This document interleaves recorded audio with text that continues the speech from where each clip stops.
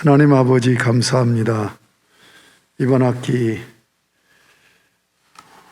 포에마 원 자녀의 권세를 누리라는 제자훈련 성경공부 교재를 가지고 저희들이 한 학기를 하고 마지막 시간이 되었습니다. 지금까지 주께서 말씀으로 인도하신 것을 감사드리며 오늘 이 마지막 시간에도 주의 영이 함께 하셔서 하나님 말씀으로 인도함을 받고 또 믿음의 확신 가운데 거하며 건강한 신앙생활이 주님과 영적인 교제 속에서 이루어지는 그런 은혜의 삶이 이루어질 수 있도록 인도하여 주옵소서.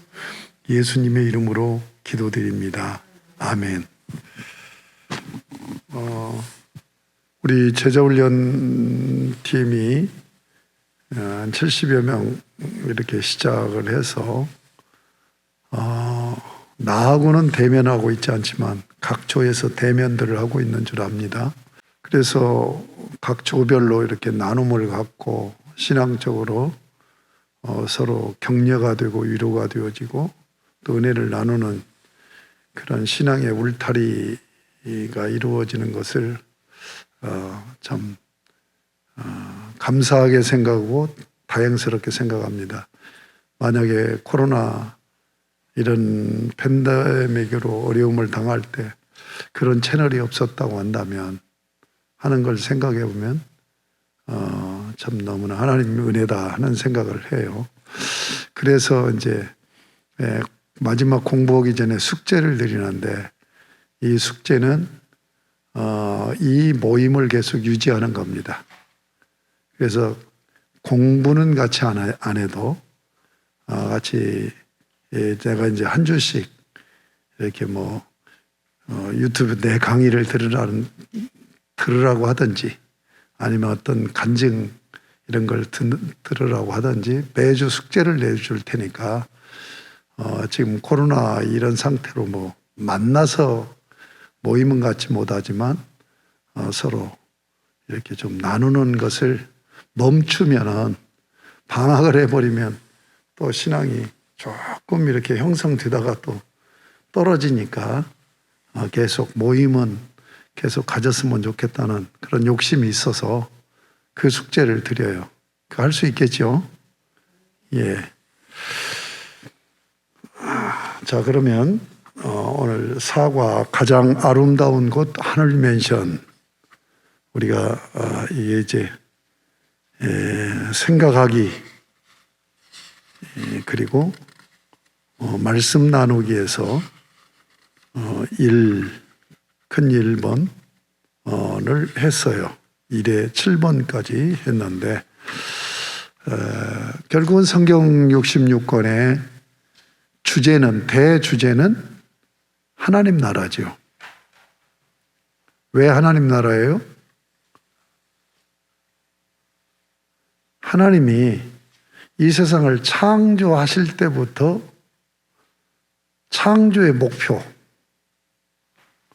창조의 목적을 하나님 나라에 두셨기 때문에 그래요. 이것을 창조 경륜이다 라고 말씀드렸잖아요.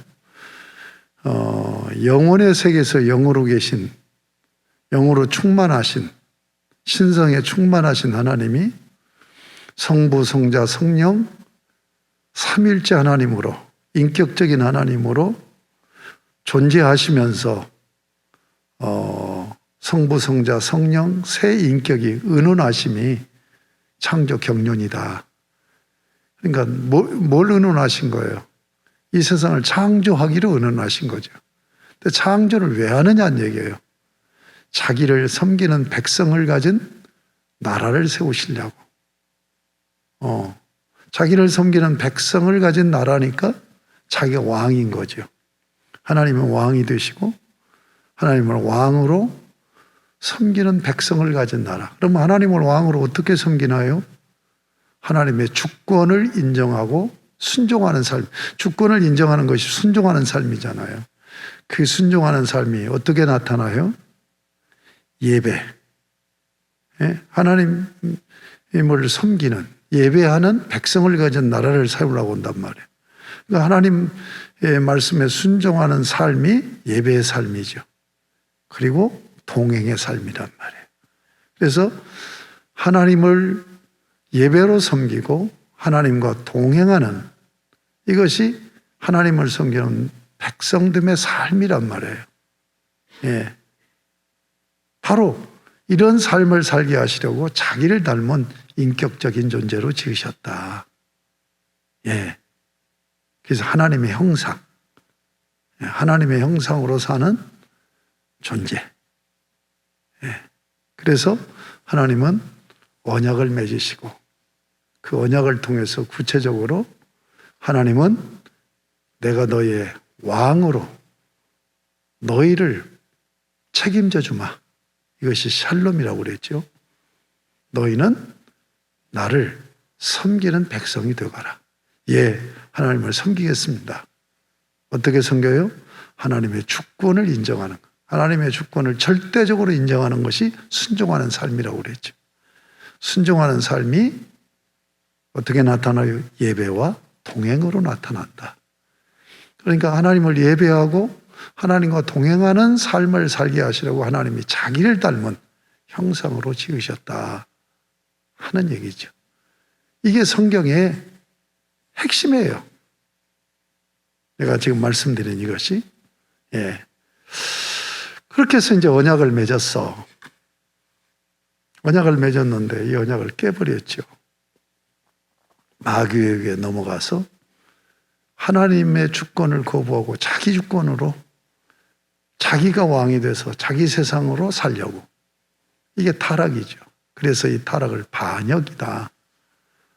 그러면 언약을 깨고 하나님 섬기기를 거부하고 자기가 하나님 대신 그 자리에 앉으려고 하는 이 반역자.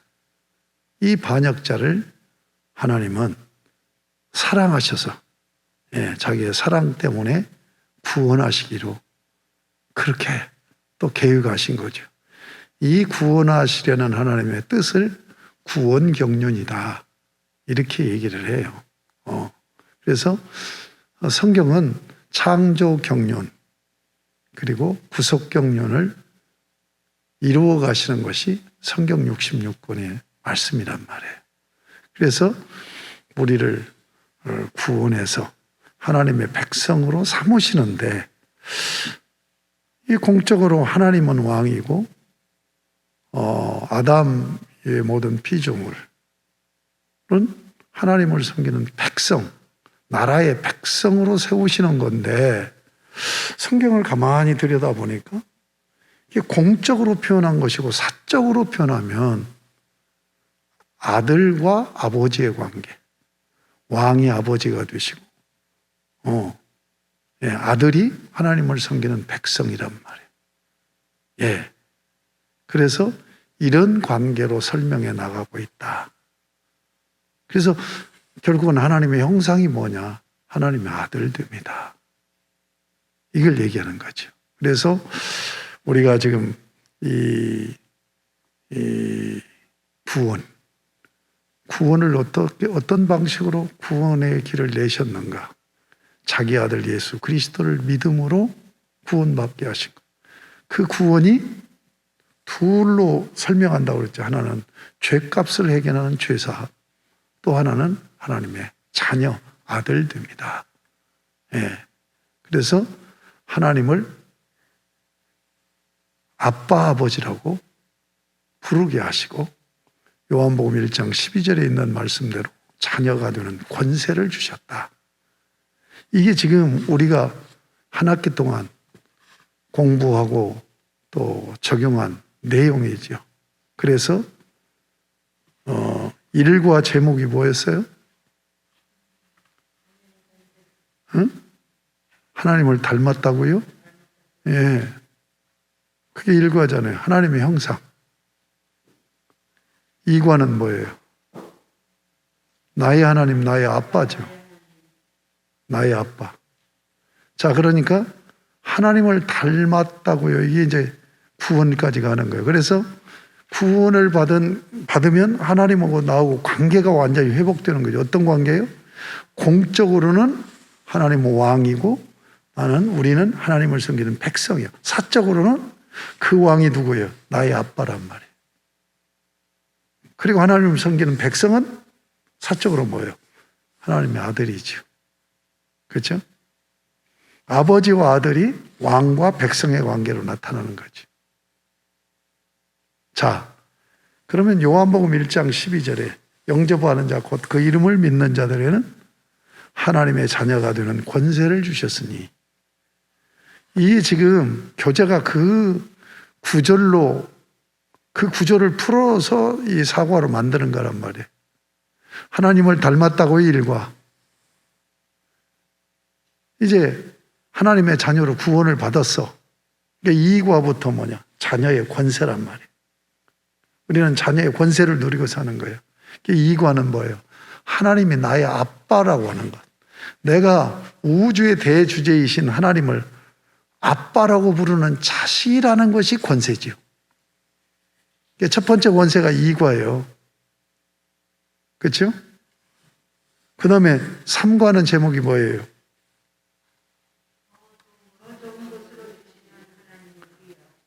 예, 더 좋은 곳으로 주시는 하나님 우리 아빠. 이 자녀의 권세 두 번째는 뭐예요? 기도 응답이 자녀의 권세라는 얘기죠. 자녀가 아니면 아버지한테 잘못해놓고도, 지가 잘못해놓고 야단 맞고 따귀 맞고 그래야 되는데도 뻔뻔스럽게 아빠 나 이거 주세요 라고 할 수 있는 관계는 자식밖에 없는 거죠. 이게 자녀의 권세. 3과는 자녀의 권세로서 기도하면 응답해 주시는, 이게 권세죠. 그 다음에 4과는 뭐예요? 4과 제목은 뭐죠? 예, 4과는 자녀의 권세 뭐예요? 상속권이죠. 그러니까 우리가 구원받아서 하나님의 자녀가 됨으로 인하여서 누리는 권세가 3가지란 말이에요. 그 높으신 분이 창조주가 나의 아빠라고 하는 것이 이게 권세란 말이에요. 이게 신분적인 권세지요. 전제론적 권세예요. 그렇죠? 그 다음에 두 번째는 뭐예요? 내가 필요한 것 우리 아빠에게 요구하면 주신다는 거예요. 이게 삶에서 누리는 권세죠. 그렇죠? 그 다음에 마지막이 뭐예요? 상속. 아들이니까 상속받는다고. 네? 홍 권사 재산 현모한테 안 주고 나한테 주겠어요? 다른 집 자식한테 주겠냐고. 아들한테 주지. 안 그래요? 그래서 오늘 이 사과가 바로 그거예요. 상속권. 근데 뭘 상속받는다는 얘기예요? 뭘 상속받아요? 하늘 맨션을 상속받는단 말이에요. 여기 요한복음 14장에 처소를 얘기했잖아요. 이걸 영어 성경에서는 맨션으로 번역을 했다고요. 이게 우리나라 사회에서는 아파트가 최고 좋은 거야. 맨션은 뭐 좀 질이 떨어지는 거로 생각. 아니에요. 최고의 좋은 저택이 맨션입니다. 제가 이제 그 안양에 그 만안고 관양동에 살았는데, 그때 당시에 제가 거기서 개척할 당시에 안양에서 제일로 좋은 아파트가 현대 아파트였어요. 한 1400세대 그 관악산 밑으로 있는데, 그 옆에 한 250세대 정도가 그 맨션이었어요. 현대 맨션. 근데 이 현대 맨션은 경비가 1400 그 주거 단지의 경비 숫자나 같아요. 아니, 더 많아. 근데 거기는 아주 고급 맨션이어가지고, 최소한도 국장급 이상으로 은퇴한 사람들. 그것도 거기에 가면 정보부, 그때 당시는 국정원, 지금 국정원인데 그때는 정보부였어요. 정보부 국장들이면 일반 이런 공무원국장하고는 급이 달라요. 그런 분들. 그러니까 아주 철저하게 그 경비서 있고 보안대 있고. 근데 이제 우리 교인은 아니었지만 개척교회 했으니까 서울로 그 다니는 권사님이 한번 나오셨어요. 나왔는데 두 노인네가 사는데 60평에서 사는 거야. 그 맨션. 60평에서 사는데 이제 신방 오라고 해서 한 번씩 신방 가고 그러면 개척교회 목사 이 방 한 칸에서 애들하고 같이 이렇게 지내고 그러는데 그것도 콘센트 건물로 교회에 이렇게 달아내가지고 부엌하고 방하고 이렇게 있는 그런 데서 사는데 60평에 살면서 방이 4개더라고. 딱 좋다는 거예요. 둘이 사는데. 조금 막 속으로 열받더라고요. 열받치더라고요. 딱 좋다는 거예요. 거실로 방 하나씩 쓰고 그리고 자기 기도실, 자기 남편 이제 서재. 그때 당시에 이렇게 60평이라고 그러니까 거실도 엄청 크고 거기 보면은 맨션인데도 그 가로수 나무들이 아주 고급스러운 나무들로 서 있었어요. 이 맨션, 외국에서는 맨션이 최고 호화주택입니다. 자, 하늘 맨션이 얼마나 우리가 가서 상속받아서 살 집이 얼마나 좋으냐면 요한계시록 21장, 22장에 나와 있어요. 12진주문으로 되어 있고 모든 각종 보석으로 지어진 집이죠. 황금 보석으로 지어진 집.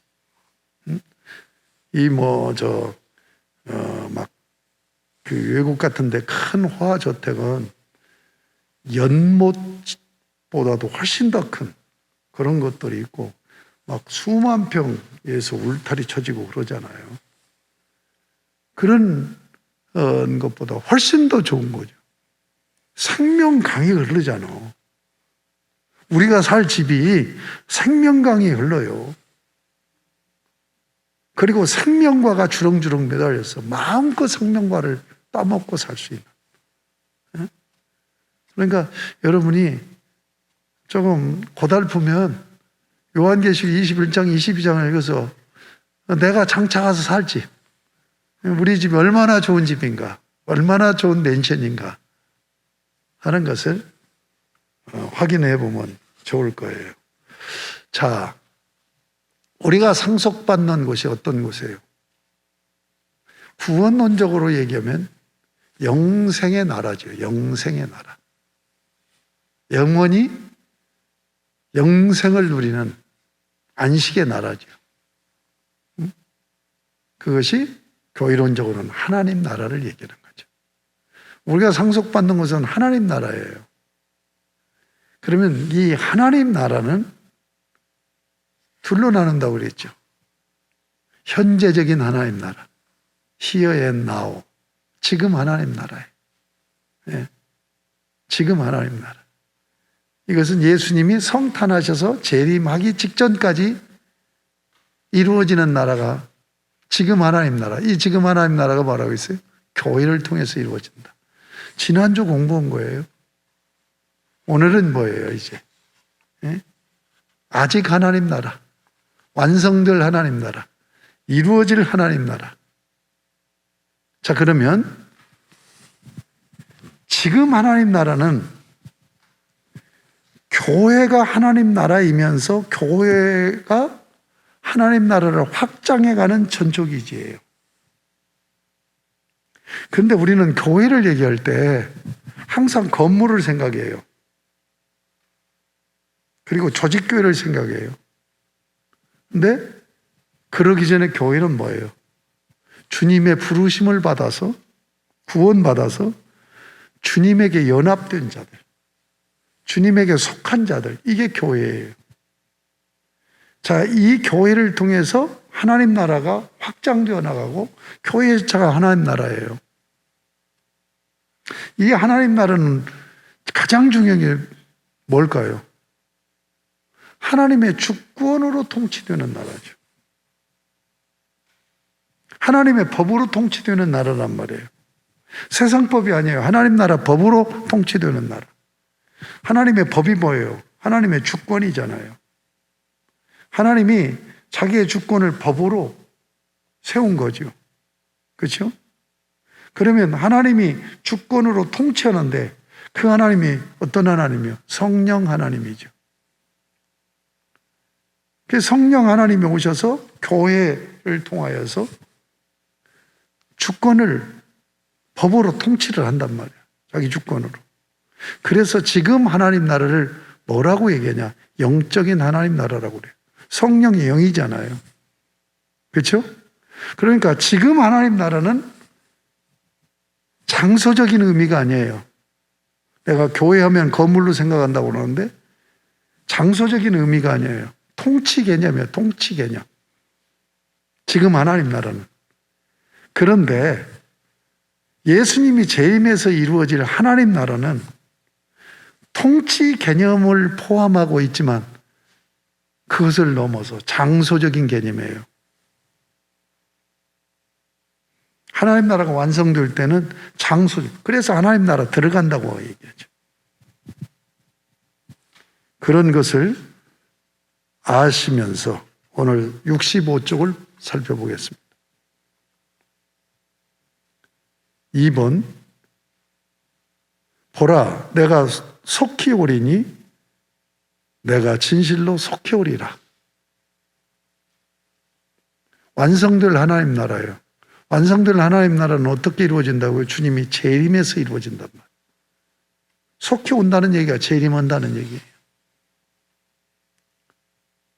다가올 천국. 응? 자, 하나님 나라는 현재적인 천국과 미래적인 천국, 다가올 천국으로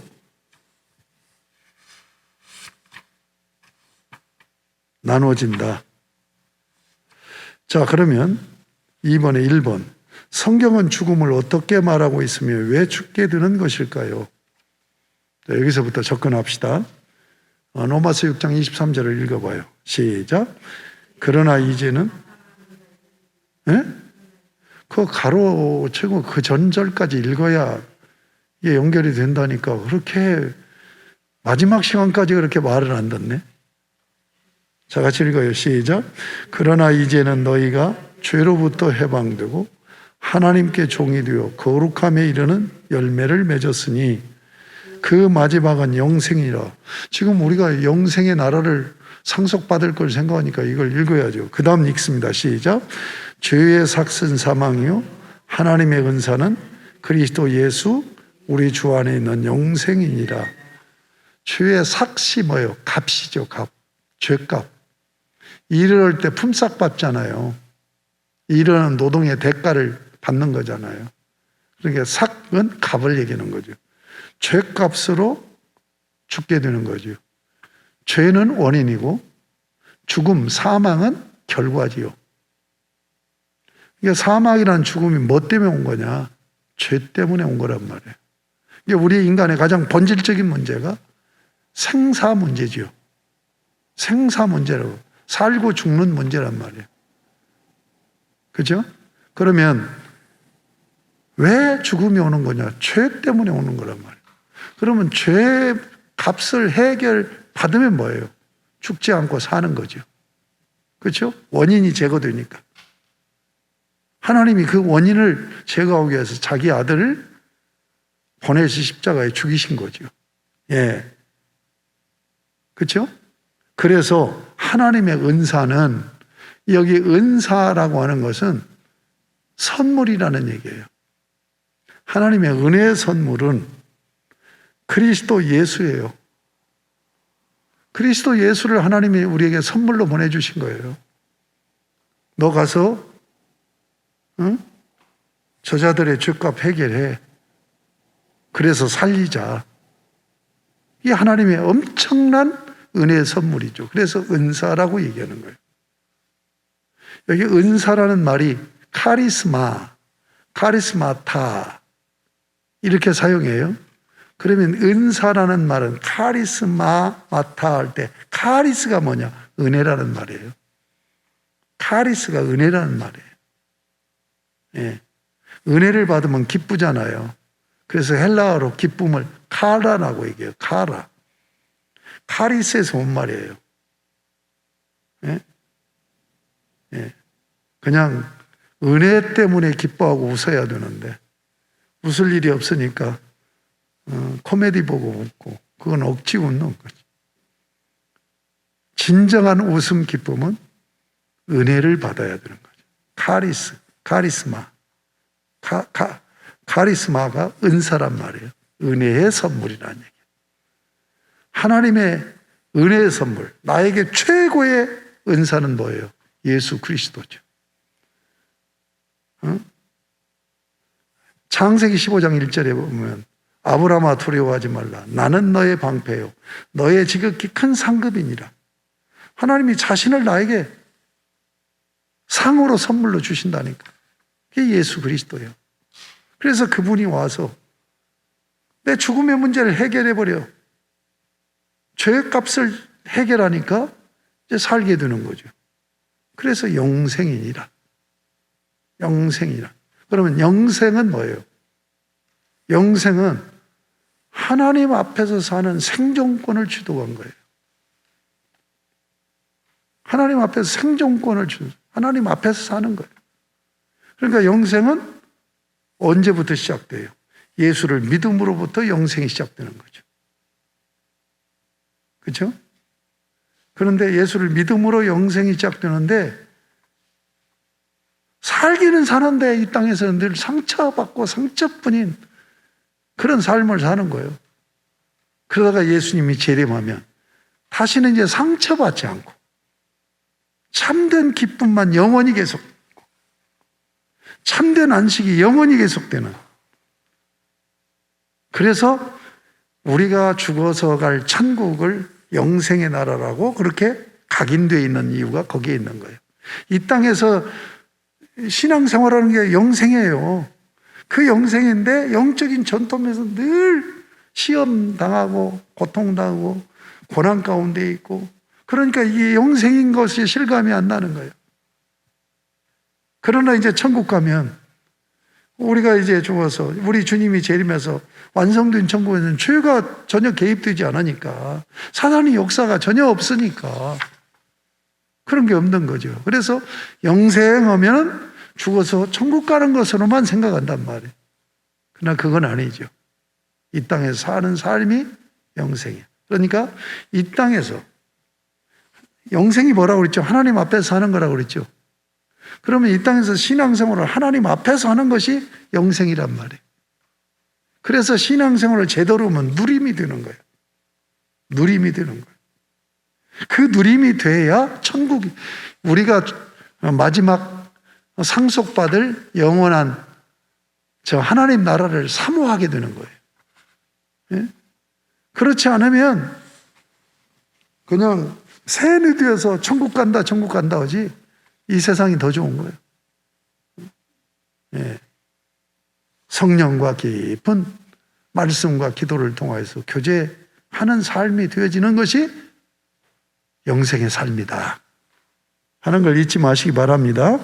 두 번째, 신자들의 죽음을 어떻게 이해할까요?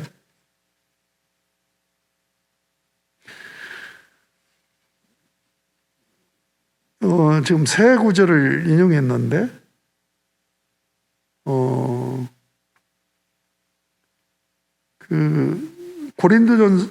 데살로니가전서 4장 13절만 읽읍시다. 세 구절인데, 자, 시작. 형제들아, 자는 자들에 관하여는 너희가 알지 못함을 우리가 원하지 아니하노니 이는 소망 없는 다른 이와 같이 슬퍼하지 않게 하려 함이라. 그 위에 구절 고린도전서 15장 51절이나 그 사도행전 7장 60절이나 마태복음 9장 24절, 신자들의 죽음을 뭐라고 표현했어요? 성경은 잠자는 것으로.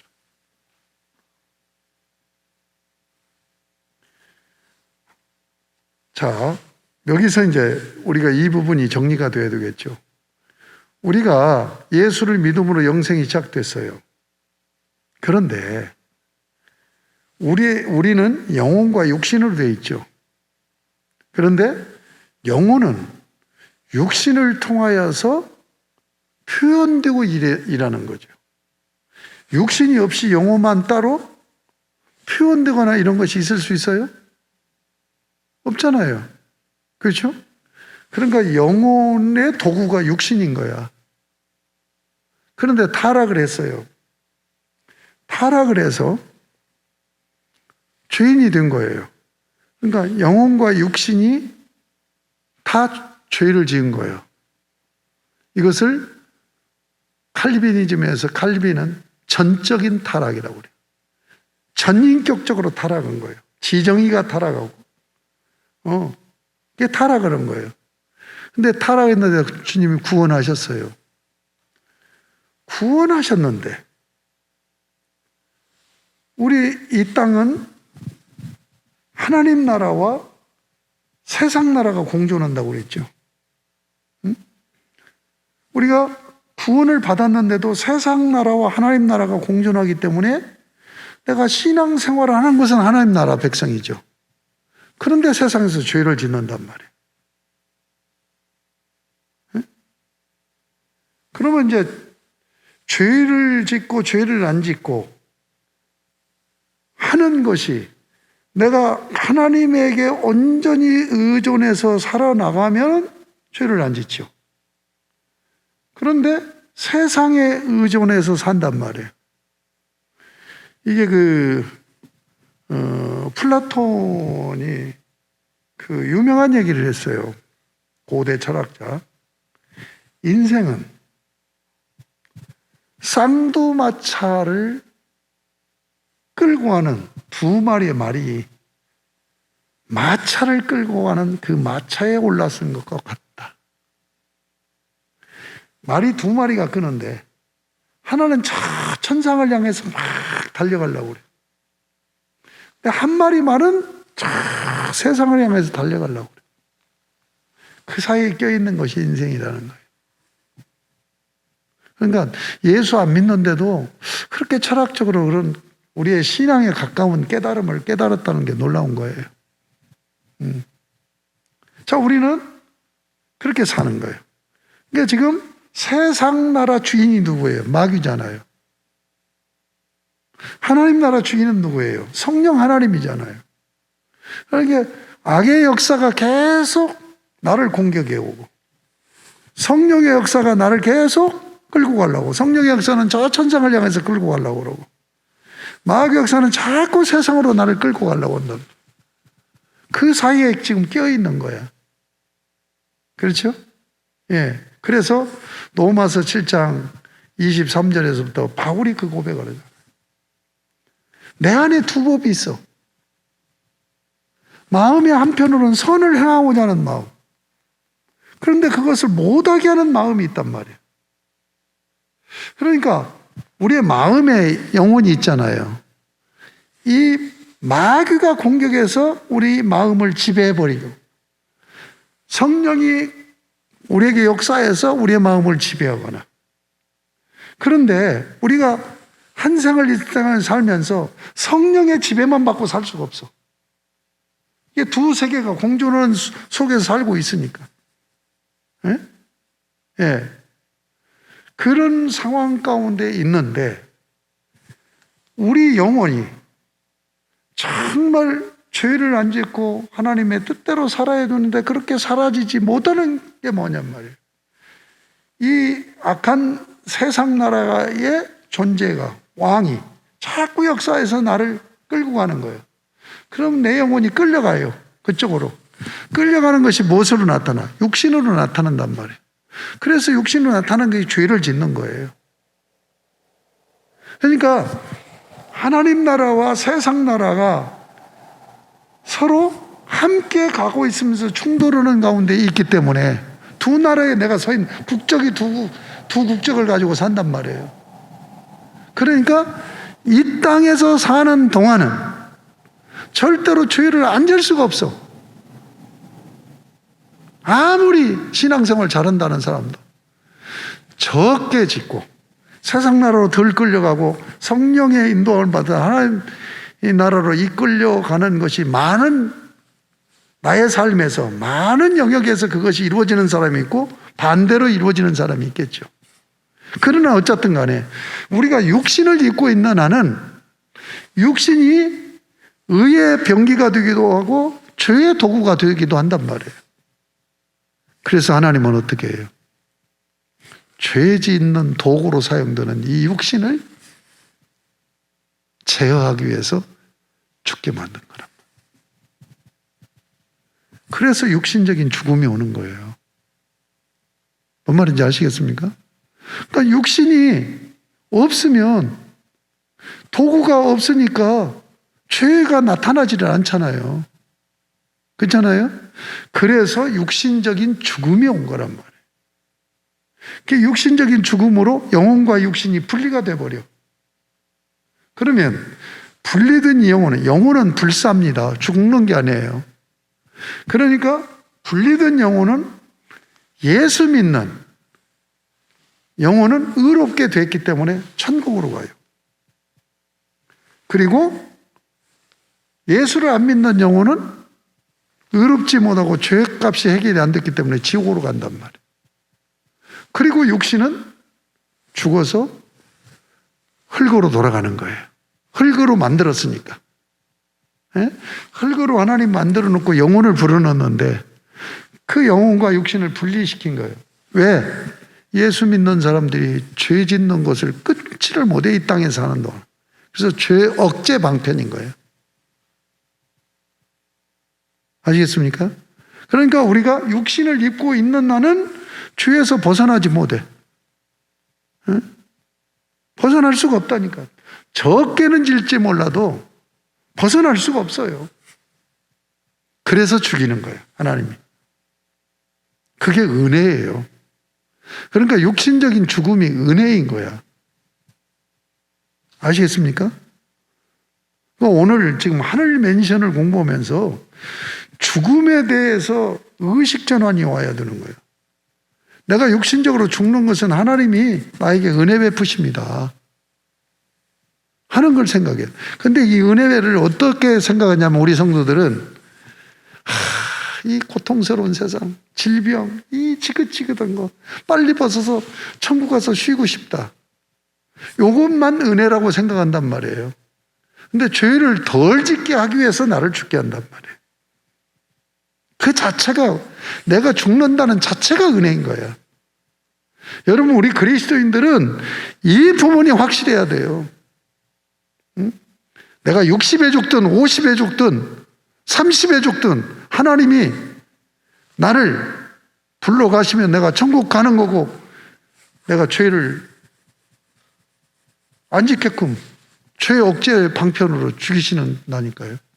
그래서 육체적인 죽음을 뭐라고 얘기해요? 잔다라고. 하나님이 재우신 거란 말이에요. 은혜잖아요. 하나님이 재우신 거라니까. 너 나쁜 짓 그만하고 좀 쉬어라. 너 죄 짓지 말고 여기서 좀 쉬어라. 그래서 육신적인 죽음을 잔다라고 표현하고 있단 말이에요. 여기서 꼭 알아야 되는 게 뭐냐? 성경에서 육신적인 죽음을 잔다라고 표현한 것을 그렇게만 이해하면 안 된다니까. 이게 하나님의 엄청난 은혜라는 걸 알아야 돼. 하나님의 은혜로 예수 믿는 나는 죄의 도구에서 해방되어서 천국에 가서 누리고 살고, 육신은 뭐예요? 쉬게 하는 거예요. 죄를 억제시키는 거예요. 그러니까 육신적으로 내가 죽어서 한 줌의 죄가 되는 것도 은혜라는 얘기예요. 아시겠습니까? 그러니까 여러분, 오늘 저거 공부한 여러분은 여러분이 죽음 앞에 섰을 때 나를 하나님이 데려가신다고 감사 찬송하면서 가야 돼요. 아시겠습니까? 그리고 적어도 이런 가족들에게, 자녀들에게 이런 교육시킬 필요 있어. 응? 내가 죽는 것이 너에게도 감사할 일이야. 응? 엄마가 하나님이 영혼은 천국 들어가게, 육신은 죄 덜 짓게 하려고 재우는 것인데 이게 얼마나 큰 은혜냐. 그러니까 내가 죽어서 장례 치는 장례는 은혜의 파티장이다. 은혜의 파티장이다. 그래서 천국 관성식이라고 얘기를 하잖아요. 네? 예. 그래서 그 초대 우리나라의 이화여대 총장이었던 김환란 박사가 마지막 유언이 그거예요. 내가 죽으면 절대로 슬픔의 장성국 부르지 마라. 승리의 개성가를 불러다오. 이 부분이 확실해야 됩니다. 예. 그 다음 3번. 신자들이 죽으면 어디로 갈까요? 이건 이제 교리적인 문제입니다. 누가복음 23장 43절을 같이 읽습니다. 시작. 예수께서 이르시되 내가 진실로 너에게 이르노니 오늘 네가 나와 함께 낙원에 있으리라 하시니라. 우편 강도에게 하신 말씀이시죠. 좌우편에 강도가 있잖아요. 그런데 그 강도라고 번역하는 것이 맞느냐 하는 논란이 있어요. 강도 정도는 십자가에 매달리지 않아요. 십자가에 매달려 죽는 죄가 로마 그 사형 제도의 최악의 극형입니다. 이건 국가 반란죄, 반역죄. 이들을 처벌할 때 하는 거예요. 그러니까 좌우에 있는 자들은 유대인들의 그 우리나라로 얘기하면 일제시대 때 독립운동하던 사람들 있잖아요. 예? 독립운동을. 이 나라를 어떻게든지 회복해야 되겠다. 열심당원이죠. 열심당원이기가 쉬워요. 그런데 어쨌든 좌우에 있어. 하나는 예수를 조롱하고 있고 한 사람은 당신이 가시면 나를 기억해 달라고. 그 부탁에 주님이 하신 말씀이잖아요. 다시 예수께서 이르시되 내가 진실로 너에게 이르노니 오늘 네가 나와 함께 낙원에 있으리라. 이 낙원이 뭐냐 이거예요. 자, 저희 어렸을 때 나는 신앙생활할 때 이 낙원이 천국하고 다르다고 배웠어요. 그러니까 천국에 들어가기 전에 천국은 육신이 예수님이 재림해서 우리가 죽으면 죽은 자들이 다 부활하잖아요. 그럼 영육이 재결합을 하잖아. 결합을 해서 천국으로 들어가는. 그러면 우리가 죽고 육신은 무덤으로 가고 영혼은 그럼 어디로 가냐는 얘기야. 천국으로 예수님이 재림할 때까지 들어가지 못하고 중간 처소가 있다. 이게 낙원이라고 얘기한 거예요. 그렇게 배웠어요. 지금도 그렇게 알고 있는 분들이 있을지 몰라요. 그러면 이 교리는 무슨 교리가 되냐? 천주교하고 똑같은 연옥설이에요. 이게 종말론에서 중간 상태라고 얘기해요. 다른 이단에서는 림보라고 그러죠. 림보. 그러니까 다시 얘기해서 우리 인간이 죽으면 중간 상태에 있다가 천국으로 들어가는 거냐 아니면 바로 천국으로 직행하는 거냐 하는 문제예요. 이게 이제 교리 공부에서 종말론에서 또 배우게 됩니다. 그러면 이 낙원이 천국하고 달라서 예수님이 재림할 때까지 죽은 영혼들이 대기하고 있는 곳이라고 생각한다고 한다면 연옥이나 림보나 똑같은 얘기라는 얘기예요. 성경은 중간 상태를 얘기하지 않아요. 아시겠습니까? 연옥설, 이게 중간 상태예요. 림보설, 중간 상태예요. 낙원설. 우리 교회 목사님들이 이렇게 가르쳤다니까. 과거에 우리 선배 목사님들은 중간 상태 없습니다. 바로 천국으로 가는 거예요. 낙원이 천국입니다. 낙원이. 그러면 왜 예수님께서 오늘 네가 나와 함께 천국에 있으리라 라고 말씀하시지 않고 낙원에 있으라고 말씀하셨느냐는 얘기예요. 예수님이요 한 번도 천국을 낙원이라고 표현한 적이 없어요. 다 그냥 천국 하나님 나라라고 그랬어요. 여기서만 낙원이라고 얘기해요. 그러면 왜 천국이라고 하지 않고 낙원이라고 표현했는가? 낙원이라는 개념이 유대인들은 어떤 개념으로 이해했냐? 메시아의 처소로 이해를 하는 거예요. 낙원을 메시아의 처소. 그러니까 메시아는 특별하게 다른 곳에서 계신다라고 생각하는 거예요. 그러니까 하나님의 보좌가 있는 것을 낙원이라고 메시아의 처소. 그러니까 예수님이 그 우편 강도를 향해서 네가 오늘 나와 함께 천국에 있으리라고 하는 말 대신 낙원이라는 말을 쓴 것은 자기가 메시아다라는 것을 증거하는 거예요. 자기가 메시아라는 걸 증거하기 위해서 천국이라는 말 대신 낙원이라는 말을 쓰고 있다는 것을 잊지 마시란 말이에요. 이런 부분에서 이 교리적으로 이게 잘못되면 안 된단 말이에요. 아시겠습니까? 그러니까 바로 천국으로 가는 거예요. 네, 천국으로 가는 거예요. 낙원, 연옥, 림보 이런 건 중간 상태를 얘기하는 거예요. 죽으면 천국으로 바로 들어가지 않고 대기실, 내 대기하고 있다가 천국으로 들어간다. 그 대기실을 우리 개신교 목사님들이 잘 이해를 못해갖고 낙원이다. 천주교에서는 연옥이다. 또 다른 적에서는 림보다. 이렇게 표현하고 있단 말이에요. 우리는 죽으면 어디로 가요? 영혼은 천국으로 가고 육신은 흙으로 돌아가요. 지금 화장을 나가네? 응? 그래서 사실은 기독교 장례는 매장입니다. 기독교 장례는 매장이에요. 불교 장례는 화장이고. 왜 그런 줄 알아요? 불교 사상은 플라톤 그 고대 힐랍 철학 사상과 똑같은 거예요. 영혼이 떨어져 나와갖고 육신은 감옥에 갇혀서 생로병사에 시달리는 거예요. 육신의 감옥에 갇혀가지고 고통받고 슬퍼하고 애통하고 이러고 사는 거예요. 그러니까 여기서 빨리 벗어나야 되는 거예요. 이거 벗어나는 걸 뭐라고 해요? 해탈이라고 하는 거예요. 불교에서 구원을 육신의 감옥에서 벗어나는 걸 얘기하는 거예요. 이걸 해탈이라고 얘기해요. 그러니까 육신이 감옥이니까 뭐예요? 이 저주받은 이 육신이 감옥이니까 어때요? 태워 없애버려야 돼요. 그래서 화장을 한 거예요. 그런데 성경은 어떻게 얘기하고 있어요? 하나님이 영혼만 창조한 게 아니라 육신을 흙으로 창조를 하신 거예요. 그리고 영혼을 집어넣으신 거예요. 그러니까 하나님의 창조물이니까 다 구원을 받아야 되는 거죠. 맞죠?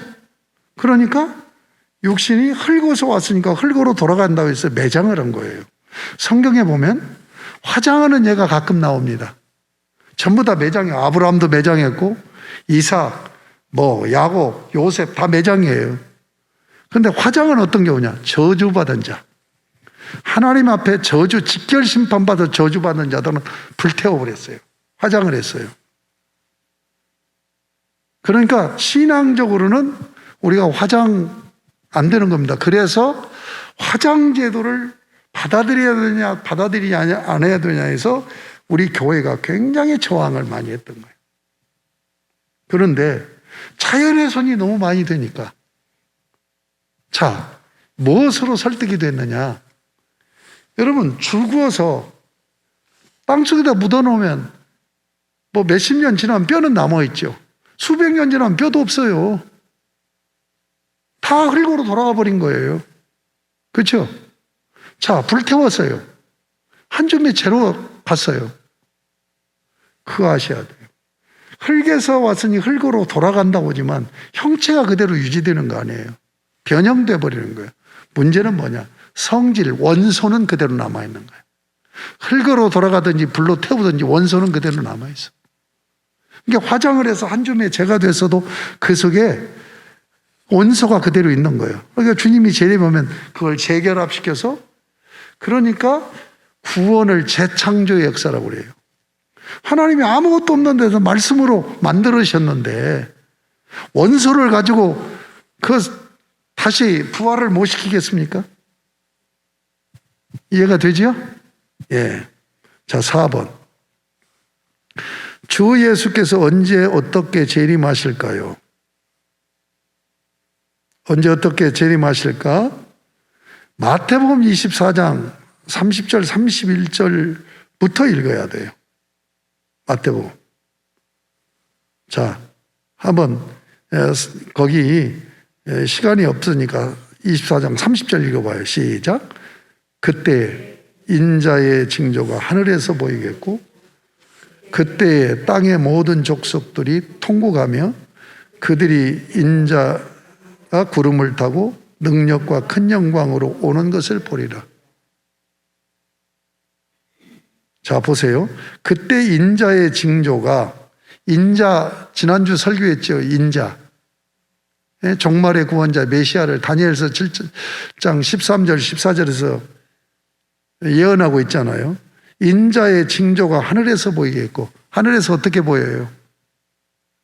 예수님이 십자가 죽으시고 구속하실 때 어떻게 했어요? 예수님이 십자가 죽으셨을 때는 어떻게 했어요? 해가 빛을 잃죠. 해가 빛을 잃어. 정오에서 3시 사이에서 십자가에 달려 있었어요. 근데 깜깜함이 임했던 거예요. 근데 예수님이 재림할 때는 어떻게 해요? 자, 그러면 이제 다시. 예수님이 성탄하실 때는 어땠어요? 예수님이 성탄하실 때. 천군 천사가 찬양하고 지극히 높은 곳에는 하나님께 영광이요. 땅에서 기뻐하심을 입은 자들에게는 평화로다. 누가 찬양한 거예요? 천군 천사가 찬양했잖아요.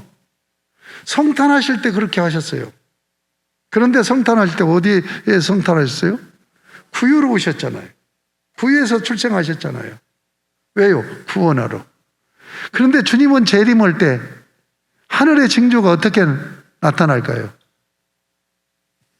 천사장의 호령과 나팔 소리가 들려요. 울려 퍼져요. 그러니까 초림하실 때는 고난의 주님으로 성탄을 하셨어. 그리고 십자가에 죽으셨어. 주님이 재림하실 때는 주님이 어떤 주님으로 오세요? 구원의 주로 오는 게 아니에요. 심판의 주, 만왕의 왕으로 오시는 거예요. 그러니까 영광스럽게 재림하는 거예요. 그래서 막 임금이 이렇게 쫙 가면은 물러가라 물러가라 하고 막 빵빠레 불고 그러면서 임금님이 행차를 하잖아요. 마찬가지로 지금 하늘에서 예수님이 재림하는데 그 재림주가 어떤 모습이라고요? 심판하는 심판주로, 그리고 심판하시고 왕으로 통치하시기 위해서 오시는 거예요. 영광스럽게 재림하는 하늘의 징조가 보이겠고, 그때 땅에서 모든 족속들이 통곡해. 땅의 징조는 뭐예요? 통곡하는 역사죠. 왜요? 심판받으니까. 예수 안 믿는 자들이 다 지금 심판받으니까 통곡을 한단 말이에요. 그들이 인자가 구름을 타가 능력과 큰 영광으로 오는 것을 보리라. 그러니까 예수님의 재림은요, 천지 개벽하고 천지가 진동하는 것 같은 그런 오심이에요. 여러분 구약에 보면 그 시내산에서 모세에게 오실 때, 엘리야에게 나타나실 때 뭐요? 막 지진이 일어나고 광풍이 불고 그러잖아요. 하나님이 임재하시는데 자연들이 그냥 있을 수가 없어. 왜? 하나님의 능력과 권세 때문에. 뭔 말인지 아시겠죠? 주님이 재림하신 걸 얘기해요. 그 다음에 사도행전 1장, 사도행전을 한번 찾아봅시다. 1장을.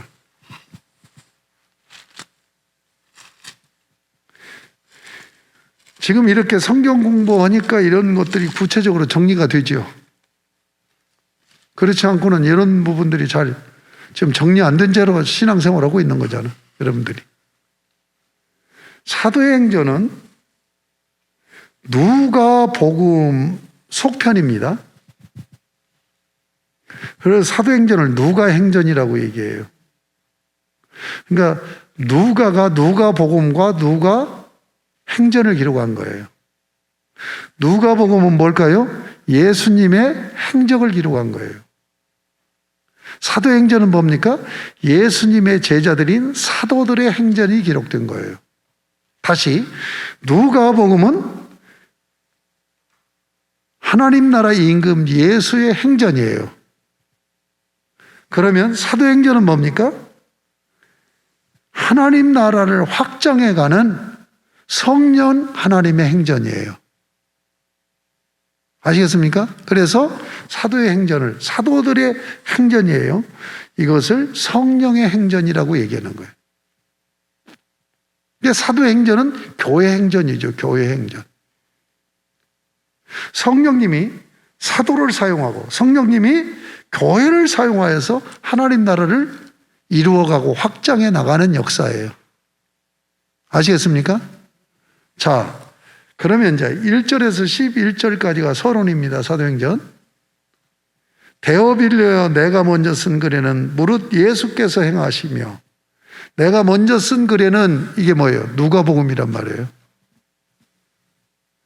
가르치시기를 시작하신부터 그가 택하신 사도들에게 성령으로 명하시고 승천하신 날까지 이를 기록하였나라. 이게 누가복음의 기록이란 말이에요. 데오빌로여에게 편지 형식으로 지금 썼는데, 데오빌로여가 누구냐 하는 것이 신학적인 이슈입니다. 이게 가상인물이라고 또 얘기하고, 또 아주 신앙이 있는데 영향력 있는 이분에게 보고서, 리포트해서 기독교를 알리려고 한다는 그런 의미도 있지만 어쨌든 그래요. 지금 1, 2절은 누가복음을 얘기하는 거. 3절. 그가 고난받으신 후에 또한 그들에게 확신한 많은 증거로 친히 살아계심을 나타내서 40일 동안 그들에게 보이시며 하나님 나라의 일을 말씀하시니라. 지금 부활하셔서 승천하시기 전까지 40일 동안 이 땅에서 마지막 사역한 것까지 기록한, 그러니까 3절까지가 누가복음이지. 그렇죠? 3절까지가. 3절까지가 아니네. 4절, 5절도 마찬가지네. 4절 보세요. 사도와 함께 모이사 그들에게 분부하여 이르시되, 이제 승천하시기 직전입니다. 예루살렘을 떠나지 말고 내게서 들은 바 아버지께서 약속하신 것을 기다리라. 약속하신 것이 요한복음 14장에서 16장까지 약속하신 보혜사 성령을 약속하지요. 그래서 요한은 물로 세례를 베풀었으나 세례 요한 너희는 몇 날이 못 되어 성령으로 세례를 받으리라 하셨느니라. 성령으로 세례받는다는 건 성령 강림에서 성령이 임함을 얘기하는 거예요. 성령이 강림해서 성령이 임함을 얘기하는 거예요. 자, 이 말씀을 듣고 이제 6절에 그들이 모였을 때에, 지금 예수님이 승천하시려고 하는 때예요. 그때 이제 마지막 질문입니다. 제자 중에 하나가 여쭈어 이르되 주께서 이스라엘 나라를 회복하심이 있다니까. 지금 자기는 하늘나라로 가신다고 그러고 성령이 온다. 그러면 이 일이 이루어지면 하나님 나라가 실현되는 겁니까? 라고 질문하는 거예요. 그러니까 7절에 뭐라고 하냐면 이르시되 때와 시기는 아버지께서 자기의 권한에 두셨으니 너희 알 바 아니요. 그때는 우리가 알 바 아니다. 아버지의 권한이다. 그러나 8절에 보면 오직 성령이 너희에게 임하시면 너희가 권능을 받고 예루살렘과 온 유대와 사마리아 땅끝까지 내 증인이 되리라 하시니라. 이게 이제 8절이 사도행전을 열어가는 말씀입니다. 사도행전이 이 8절대로 진행이 되는 거예요. 그러니까 이제 성령, 예수님은 가시고 성령님이 오시잖아요. 그러면 성령님이 오셔서 사도들에게 권능을 줘가지고 뭐래요? 복음 증거하게 한 다음에 예루살렘, 온 유대, 사마리아 땅끝까지. 그렇게 되어져서 하나님 나라가 이 땅에 이루어지고 확장해 나가는 것이다 라고 말씀하는 거예요. 9절. 이 말씀을 마치시고 그들이 보는데 올려져 가시니 구름이 그를 가리어 보이지 않게 하더라. 지금 승천하시는 얘기를 하는 거예요. 예수님이 부활하셔서 승천하시는 거예요. 10절. 올라가실 때 제자들이 자세히 하늘을 쳐다보고 있는데 흰옷 입은 두 사람이 그들 곁에 서서 이르되 갈릴리 사람들아. 이 제자들이 갈릴리 출신들이잖아요. 어찌하여 서서 하늘을 쳐다보느냐. 너희 가운데서 하늘로 올려지신 이 예수는 하늘로 가심을 본 그대로 오시리라 하였느니라. 승천하셨다가 반드시 재림하세요. 자, 여기서 좀 정리를 합시다. 예수님이 성탄하실 때는 영으로 오셨어요. 육신을 입고 이 땅에 오신 게 아니에요. 그렇죠? 이 땅에 마리아를 통해서 출생을 한 거죠. 육신을 입은 거죠. 그리고 사역을 하고 십자가 구속을 완성하셨어요. 그런데 예수님이 부활하셨어요. 부활한 건 영혼이 부활한 게 아니에요. 아십니까? 영혼은 죽고 불사하니까 영혼은 죽는 게 아니라고요. 육신이 부활하는 거예요. 육신이 부활을. 그래서 영육이 함께 하늘나라로 승천하신 거예요. 자, 잘 들으세요. 40일 동안 이 땅에 계시는 동안 예수님의 몸은 어떤 몸이에요? 부활한 몸이에요. 그러니까 그때 당시에 제자들과 달라요. 예수님이 제자들에게 오셨잖아요. 고린도전서 15장에 보면 500의 형제까지 보여주셨다고 그랬어요. 그러면 그때 사람들은 어떤 사람들이에요? 예수님하고 다르다고요. 우리와 똑같아요, 사람들은. 근데 예수님은 달라요. 어떻게, 다른 것이 어떻게 나타나요? 문을 꽁꽁 걸어 잠궜는데 문을 열지 않고 들어오시잖아요. 그죠? 이게 부활한 몸이에요. 이걸 영체라고 그러죠, 영체. 그러니까 지금 예수님은 40일 동안 영체로 계시면서 그 육을 가진 육신인 사람과 같이 40일 동안 사신 거예요. 아시겠습니까?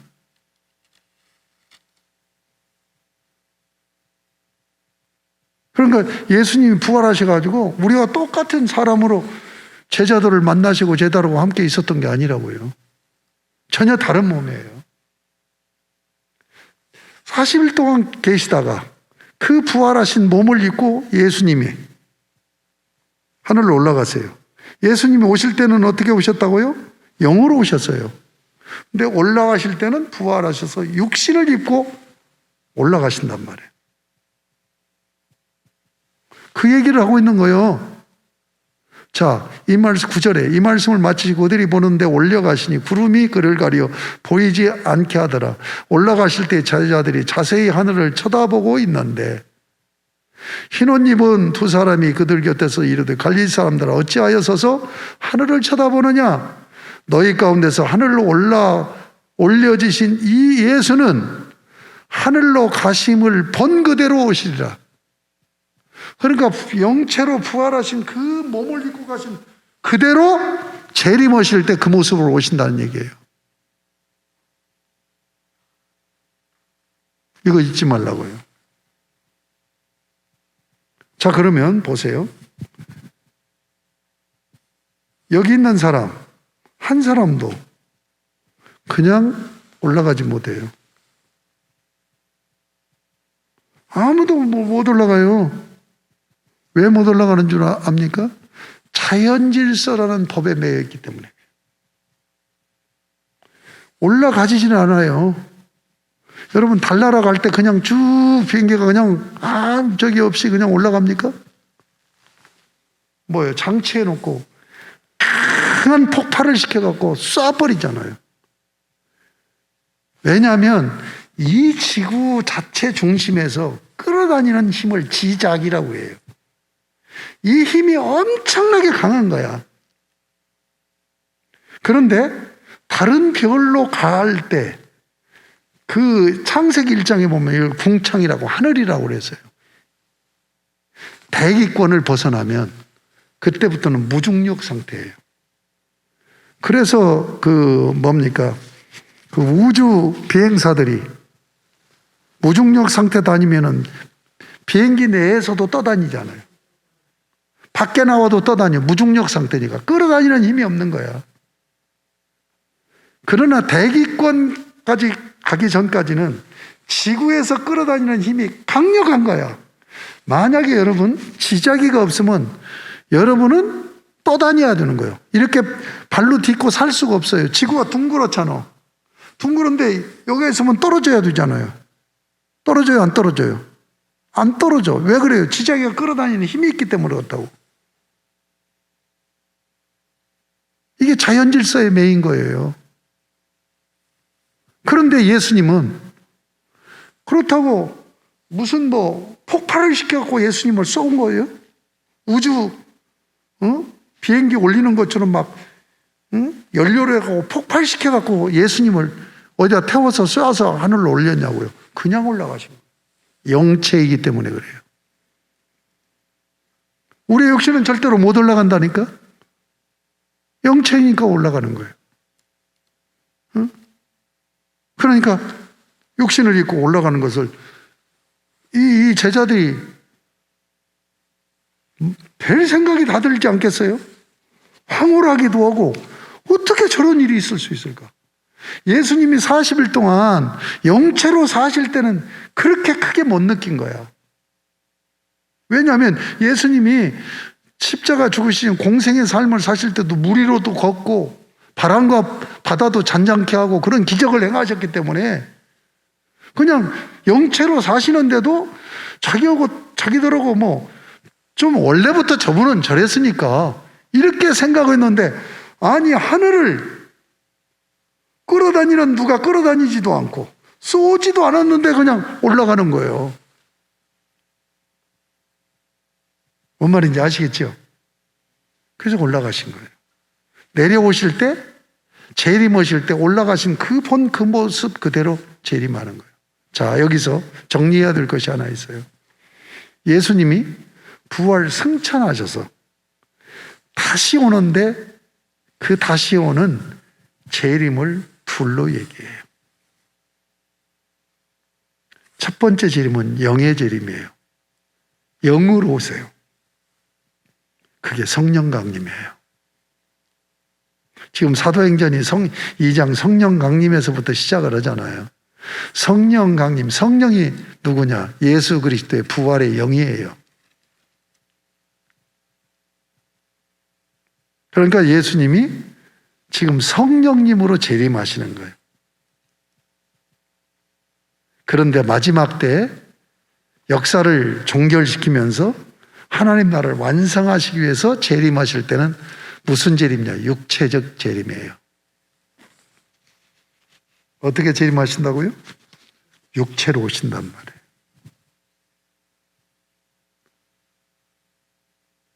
그걸 잊지 마세요. 자, 5번. 성도의 부활과 후련히 변화되는 영화는 어떻게 이루어질까요? 지금 종말론을 지금 계속 이렇게 정리해 나가는 거예요. 자, 예수님이 재림해요.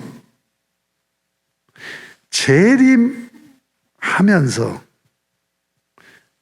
심판이 이루어진다고 그랬죠. 여기에 요한계시록에 뭐가 나오냐면 천년왕국이 나와요. 천년왕국. 천년왕국에 대한 이해가 세 가지예요. 하나는 전철연설,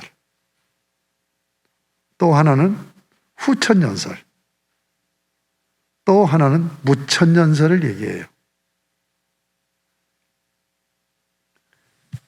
자, 전철연설은 뭐냐면 우리가 문자대로 한다 보면 예수님의 재림을 지금 기점으로 하는 거예요. 예수님의 재림 전에 천년왕국이 이루어진다라고 이해할 수 있어요.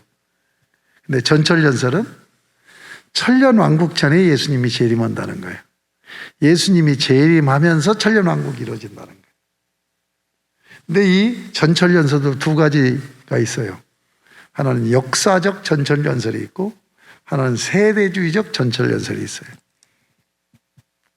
근데 세대주의적 전철연설은 우리가 이단적으로 배격합니다. 후철연설은 뭐냐? 천년왕국 이후에 예수님이 재림한다는 거예요. 그러니까 지금 교회 시대가 천년왕국 시대라고 얘기하는 거예요. 무천년설은 뭐냐? 천년왕국이 없다는 얘기예요. 상징적인 어휘의 표현이라고 보는 거예요. 그러면 천년왕국이라는 것은 무엇을 얘기했냐면 예수님이 구속의 중보자이시기 때문에 오셔서 심판을 행하여요. 심판을 행하고 나서 구원받은 자들과 천년 동안 당신이 왕노릇 하다가 아버지 하나님께 왕권을 올려드리면서 천년왕국이 끝난다. 이렇게 보는 주장이에요. 그런데 무천년설은 그게 없다는 얘기예요. 요한계시록에 천년왕국이 나와요. 그것은 상징적인 언어다. 이렇게 보는 거예요. 그러면 저의 입장은 어떠냐? 무천년설이에요. 왜냐하면 어거스틴 칼빈, 이 우리 그 위대한 바울 어거스틴 칼빈이 이렇게 이어져 나오거든요. 이분들이 다 전천년설, 후천년설은 복음적이 아니다 하고 배격을 해요. 자, 어쨌든 예수님이 재림합니다. 재림하면 그 다음에 뭐가 이루어질까요? 재림 다음에 우리가 영화의 단계로 들어가요. 영화의 단계. 자, 구원론적으로 얘기할 때 중생, 복음으로 초청을 해가지고 예수를 영접해요. 그러면 거듭납니다. 거듭나는 것을 회심한다라고 얘기해요. 그러면서 하나님이 너 의롭다라고 칭의를 선언해. 이게 동시에 일어나는 거예요. 순서적으로 일어나는 게 아니라 이걸 논리적인 순서라고 얘기해요. 복음을 듣고 예수를 믿으면 중생이 일어나고 회심이 일어나고 하나님은 의롭다라고 칭의를 선언해. 그러면 이제 우리가 성도가 된 거예요. 이 성도가 성도로 살아가는 걸 성화라고 얘기해요. 성화. 성화는 우리가 거룩하게 사는 거예요.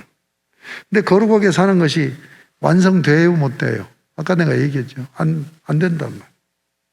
죽을 때까지 죄, 그래서 육신적인 죽음을 준다니까요. 말틴 루터는 죄는 무덤까지 따라온다라고 얘기하는 거예요. 그런데 죄를 안 지어야만이 천국에 들어가요. 천국에 들어가려면 완전한 의인이 되어야 되는 거예요. 이걸 영화라고 얘기해요. 예수님이 재림하면 영화가 일어나는데 어떻게 일어나느냐? 고린도전서 15장에서 이제 그런 것들이 자세하게 나와 있지만은, 자, 보세요. 죽은 자들이 먼저 일어나요.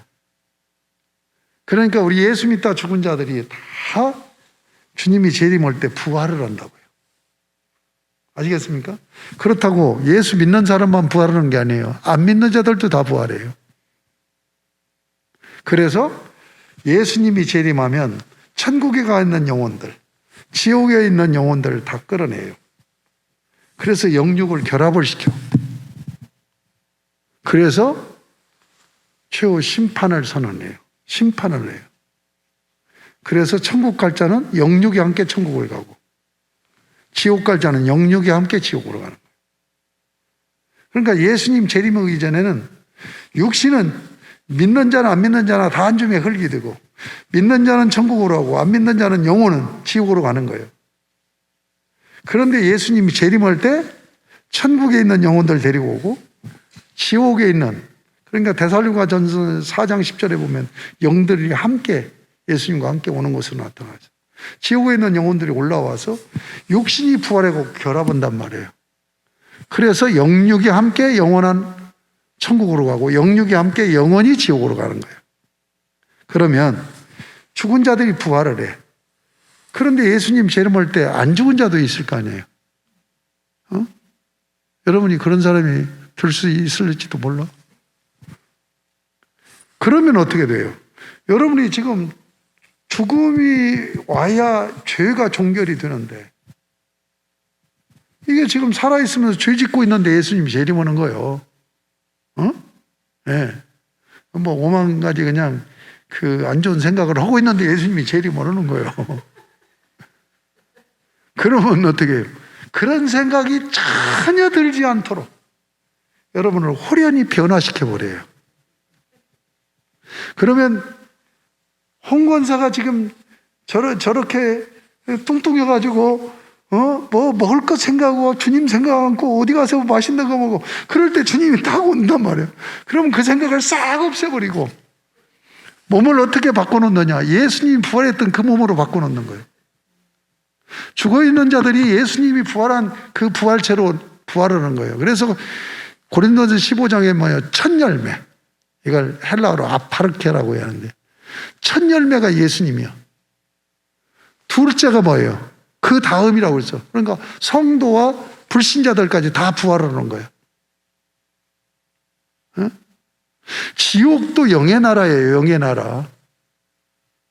이런 자연질서의 나라가 아니라고요. 그리 집어넣어버리고. 그러니까 우리를 영화롭게 하는 것은 두 가지란 말이에요. 죽은 자는 부활시키고 살아있는 자는 후련히 변화시키는 거예요.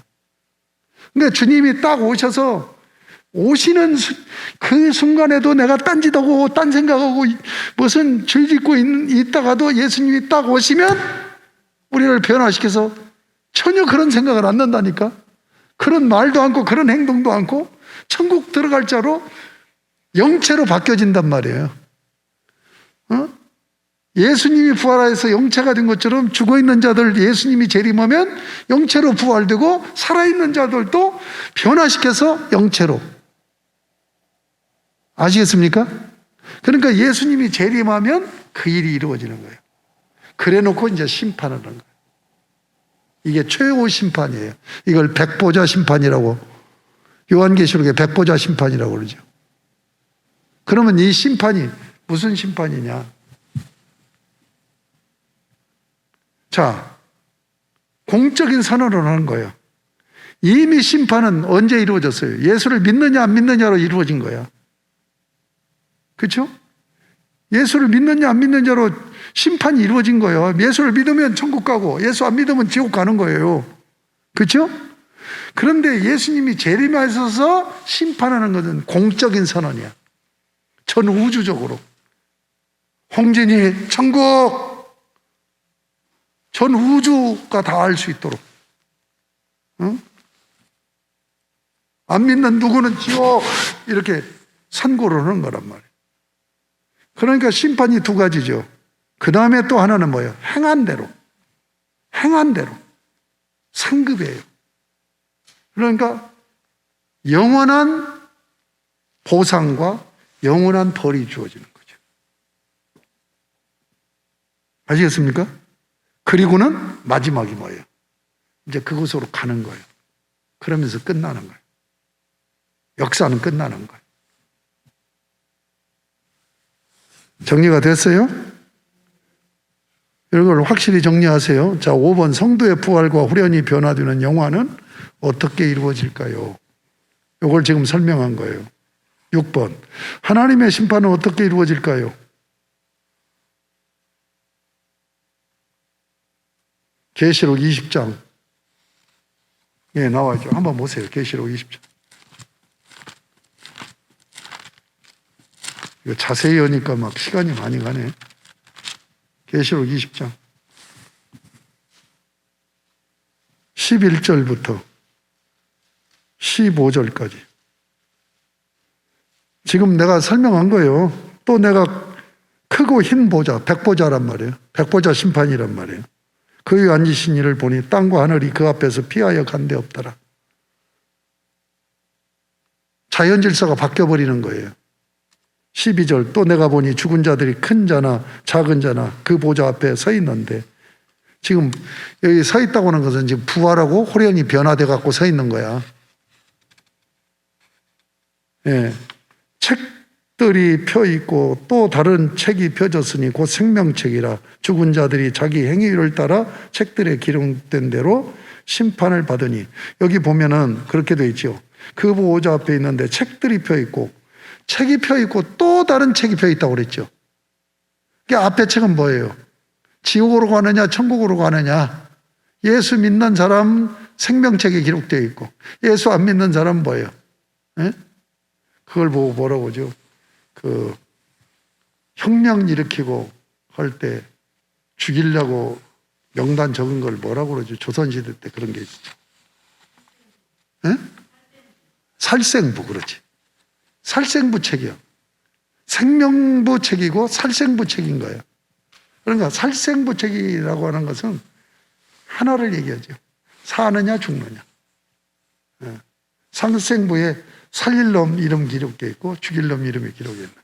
또 다른 책이 뭐예요? 상급이란 말이에요. 그게 나오죠? 그래서 자기 행위를 따라 책들에 기록된 대로 심판을 받아서 상급이 주어진단 말이에요. 바다가 그 가운데 죽은 자들을 내주고 또 사망과 음부도 그 가운데서 죽은 자들을 내주매 각 사람이 자기 행위대로 심판을 받고. 이것은 그 다음 얘기가 아니에요. 이건 이제 부연 설명을 하고 있는 거예요. 심판 후에 뭐 내준다는 얘기는 부덤이 열려서 부활한다는 얘기잖아요. 부연 설명하고 있는 거예요. 사망과 음부도 불못에 던져진 이것은 둘째 사망 곧 불못이라. 누구든지 생명책에 기록되지 못한 자는 불못에 던지자. 이게 살생부책인 거예요.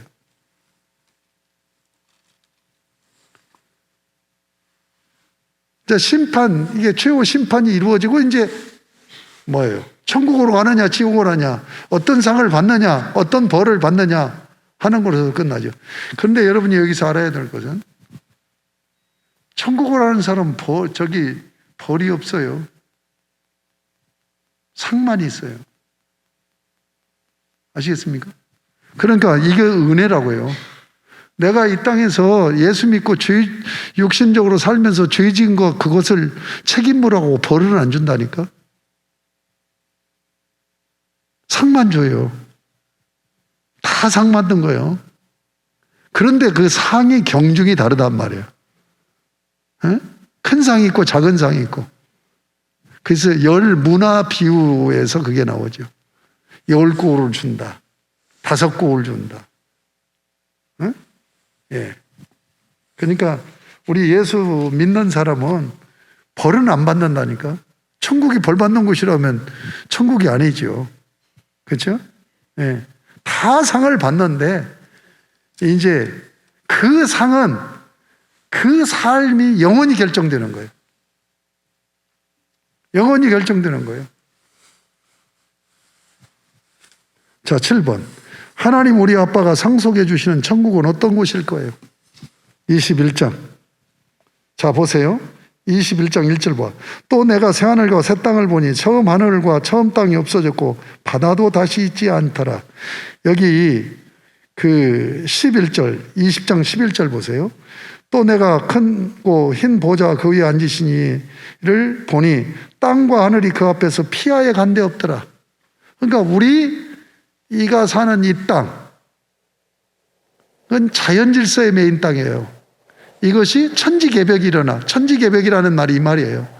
21장 1절은 뭐예요? 새하늘과 새 땅으로 변해버린 거예요. 뭔 말인지 아시겠죠?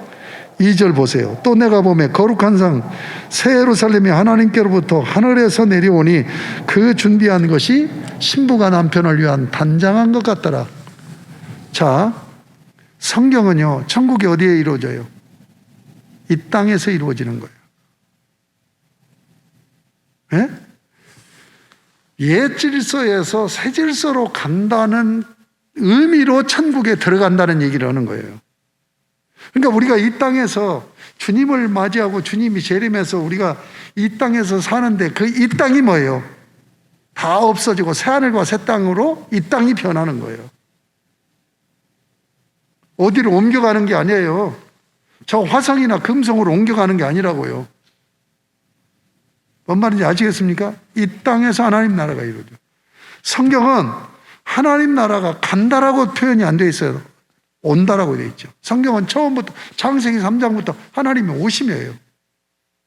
하나님이 이 세상을 왜 창조했다고요? 자기를 섬기는 백성을 가진 나라를 이 땅에서 이루려고 한 거예요. 그러니까 예수님의 십자가 구원을 구원이라고 얘기하지 않고 구속이라고 얘기한단 말이에요. 구원과 구속은 어떤 차이가 있느냐? 구원은 하나님의 형상이 회복되는 걸 얘기해요. 구속은 뭐예요? 전 우주가 회복되는 걸 얘기하는 거예요. 이게 재창조되는 거예요. 아시겠습니까? 천국은 어디에서 이루어진다? 이 땅에서. 여호와의 증인이 우리 한국 교회는 과거에 이런 지식이 짧아가지고 천국을 가는 것으로 생각하는 거예요. 여러분 이단 무슨 이단이요? 김기동 베레아 이단. 이단은 구원받는 사람 쏙 빼가고 이곳이 지옥이 된다라고 얘기해요. 이 땅이. 성경 그거 전혀 잘못 가르치는 겁니다. 하나님은 이 땅에 자기의 나라를 세우려고 창조를 하셨다니까.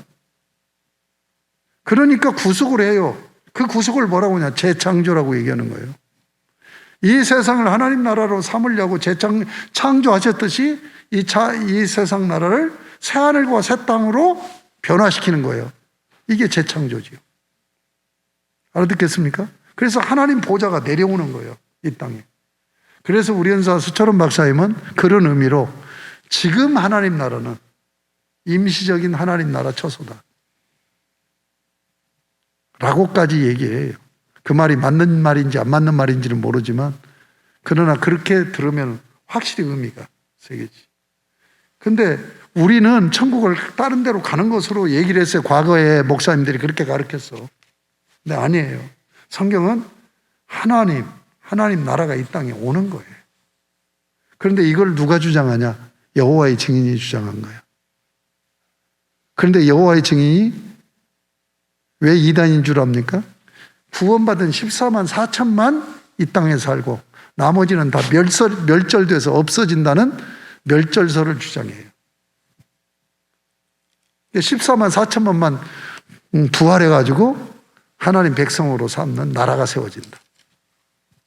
그러니까 성경 한 구절만 잘못 이해해버리면 이단이 되는 거예요. 확실히 아셨습니까? 자, 3절 보세요.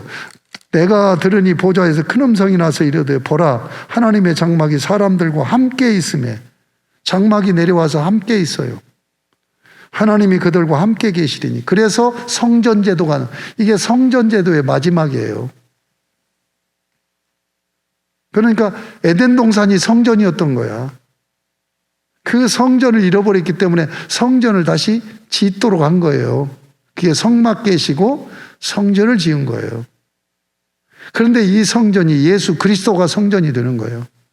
그래서 말씀이 육신이 되어 우리 가운데 거하심에 성전 되심에 하는 얘기예요. 요한복음 1장 14절이.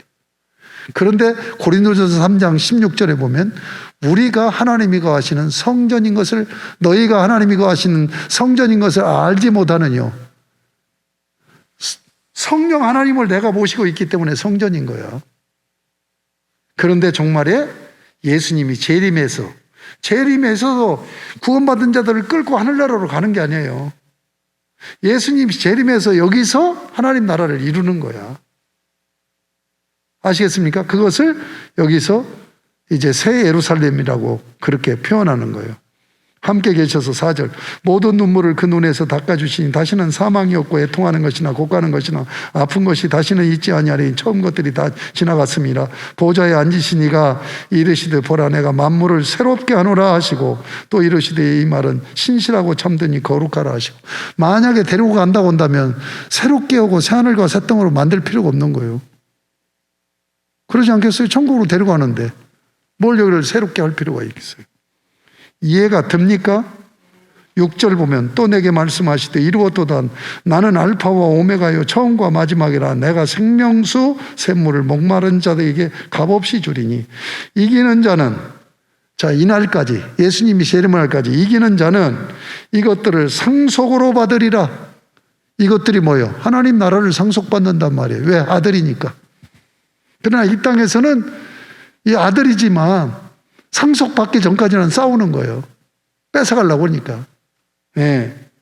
나는 그의 하나님이 되고 그는 내 아들이 되리라. 이게 결론이에요.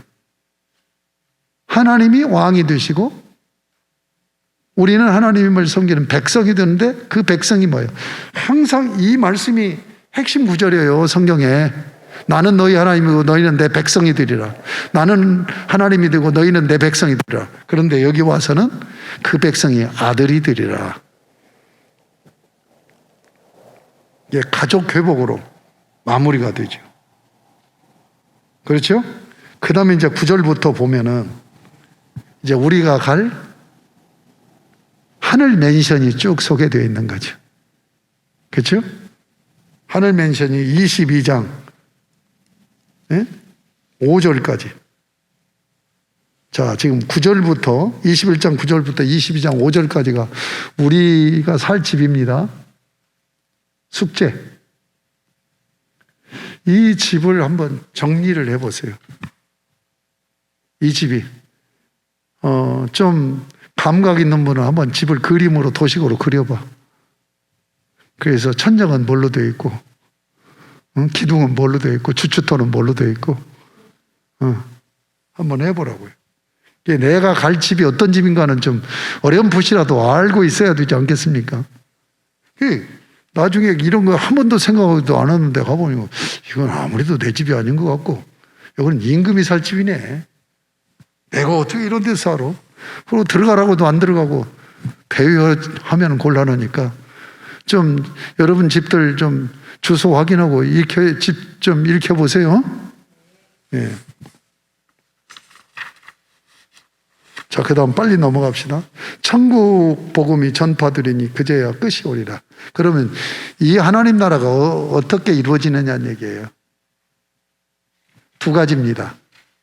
두 가지. 첫째는 복음이 전파돼서 하나님이 택한 자가 다 구원받아야 돼요. 하나님이 다 그냥 네가 믿으면 다 구원한다고 하지 않았어요. 택한 자만이 믿게 되어 있는 거예요. 하나님이 택한 자가 마지막 택한 자가 한 사람도 빠지지 않고 다 구원을 받으면 천국이 이루어지는 거예요. 아시겠습니까? 그러려면 그렇게 하기 위해서 마지막 택한 자까지 구원받게 하기 위해서 뭐예요? 복음 전파가 이루어지는 거예요. 두 번째는 뭐냐? 문화가 이루어져야 돼요. 하나님 나라 문화가. 그러니까 세상 사람들이 마귀적으로 사탄적으로 사는 문화가 없어져 버리고, 그 문화는 어떤 문화예요? 서로 싸우고 지지고 볶고 갈등하고 밥 먹고 욕하고 시샘하고 이런 문화가 싹 바뀌어져 가지고 서로 사랑으로 섬기고 유해주고 높여주고 격려하고 감싸주고 위로해주고 사랑해주고 이런 문화로 바뀌어져야 돼요. 아시겠습니까? 그러니까 하나님 나라가 이루어지려면 두 가지란 말이에요. 하나는 선교적, 하나는 문화적이란 말이에요. 선교적은 뭐예요? 구원받는 것. 문화적인 뭐예요?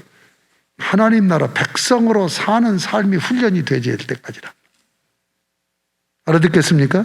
그러면 이 선교적 삶, 복음 전파, 이것이 마태복음 28장 20절에서 18절에서 20절, 28장 18절, 이게 뭐예요? 지상명령, 선교명령이죠. 그 다음에 두 번째는 뭐예요? 문화명령. 문화명령을 구체화하는 것이 십계명이고, 십계명을 적용하는 것이 세계명이죠. 하나님 나라를 이 두 가지가 돼야 이루어진다 하는 걸 잊지 마세요. 자, 그러면 1번, 주의 재림이 언제 이루어지게 될까요? 마태복음 24장 14절 같이 읽습니다. 이 천국 복음이 모든 민족에게 증언되기 위하여 온 세상이 전파되리니 그때야 끝이 오리라. 천국 복음이 전파되어야 된단 말이에요. 그 다음에 두 번째, 요한계시록의 메시아 전쟁은 어떤 성격의 전쟁인가요? 계시록 14장 6절 같이 읽어봐요. 시작. 또 보니 다른 천사가 공중에 날아갔는데 땅에 거주하는 자들 곧 모든 민족과 종족과 방언과 백성에게 전할 영원한 복음을 가졌더라. 복음 전쟁이에요. 요한계시록이 그냥 용이 나타나고 해산한 여자가 나오고 바다가 나오고 그런 게 나오는데 그 전쟁의 핵심이 뭐냐? 복음 전쟁인 거예요. 복음을 하나님 나라를 이루고 주님이 재림하기 위해서 지금 복음을 전파하려고 그러는데 하나님 재림, 예수님 재림을 못 오게 하려고 복음 전파를 막는 영적인 전투를 표현하고 있는 것이 요한계시록이다. 알아듣겠습니까? 3번. 부자와 거지 나사로의 이야기에서 음부의 고통 중에 있는 부자가 청혼한 것이 무엇이며 또 어떤 내용으로 거절 당하였나요? 한번 같이 읽어봐요. 이르되 그러면 아버지께 구하오노니 나사로를 내 아버지 집에 보냈어. 내 형제 다섯이 있으니 그들에게 증언하게 하여 그들로 이 고통받는 것에 오지 않게 하소서. 아브라함이 이르되 그들에게 모세와 선지자들이 있으니 그들에게 들을지니라. 이르되 그렇지 아니하니이다. 아버지 아브라함이여 만일 죽은 자에게서 그들에게 가는 자가 있으면 회개하리다. 이르되 모세와 선지자들에게서 듣지 아니하면 비록 죽은 자 가운데서 살아 있는 자가 있을지라도 구원함을 받지 아니하리라 하였다 하십니다. 자, 잘 들으세요. 지금 거지와 나사로 이야기입니다. 예수님이 말씀하신 누가복음 16장 이야기예요. 지금 부자는 화롭게 살고 거지 나사로는 거기서 부스러기 개들이 먹는 거 그거 먹고 그렇게 어렵게 살잖아요. 그런데 세월이 지나서 죽었어. 죽었는데 나사로는 어디가 있어요? 넷에 어디가 있어요? 아브라함의 품에 안겨 있는 거야. 아브라함이 누구예요? 믿음의 조상이잖아요. 그렇죠? 그런데 이 부자는 어디로 갔어요? 지옥으로 갔단 말이에요. 그런데 지옥에서 보니까 천국에 자기 집에서 거지 생활했던 나사로가 아브라함의 품에 안겨 있고 자기는 기가 막힌 상황에서 고통받고 있단 말이에요. 그런데 얼마나 고통스러우면 뭐라고 청혼하냐면 저 아버지 아브라함이요, 저 안고 있는 나사로에게 손가락 끝에 물을 한번 적셔서 내 혀에 좀 대게 해 주십시오. 얼마나 갈증나면 그 청혼을 했어요. 그런데 거절당해. 여러분, 지옥은 뭐예요? 하나님과의 완전 분리예요. 그러니까 기도가 전혀 응답될 수 거절이에요. 그러니까 두 번째로 기도한 게 뭐예요? 그러면 좋습니다.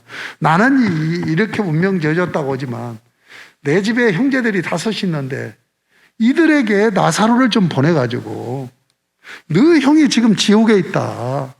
나는 천국에 있다가 너 형의 얘기를 듣고 우리 믿음의 조상 아브라함이 너 가서 그 형제들에게 전도해라. 그렇게 하면 그 전도를 받고 그들은 나처럼 이런 곳에 오지 않을 수 있지 않습니까? 하고 청원하는 거예요. 그때 뭐라고 얘기해요, 아브라함이?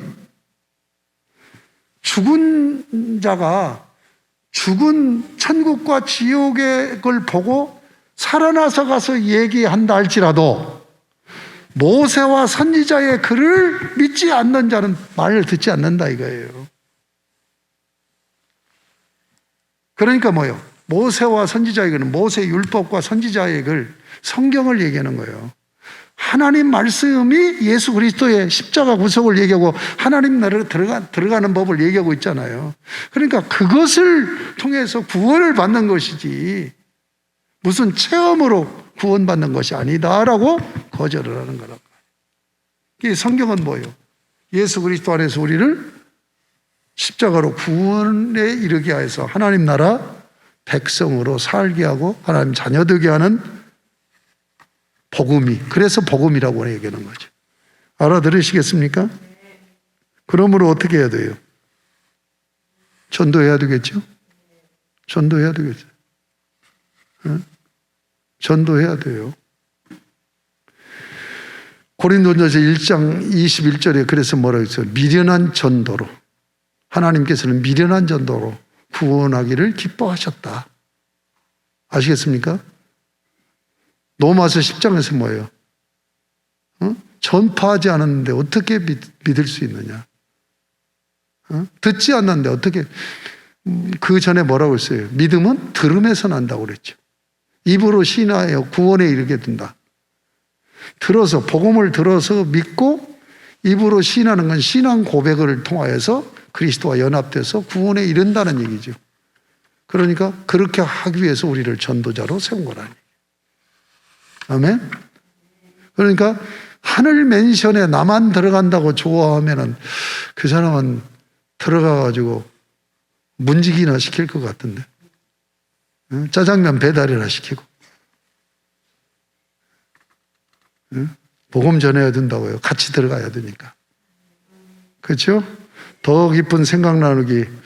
지금 여기에 천국을 누리고 있습니까? 주의 재림으로 이루어질 천국을 소망하며 종말론적 삶을 살고 있습니까?